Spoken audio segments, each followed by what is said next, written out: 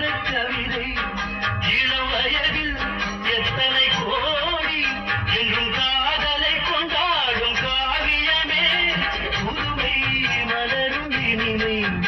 அந்த மயக்கத்தில் இணைவது உழவுக்கு பெருமை சின்ன கண்ணன் அழைக்கிறான்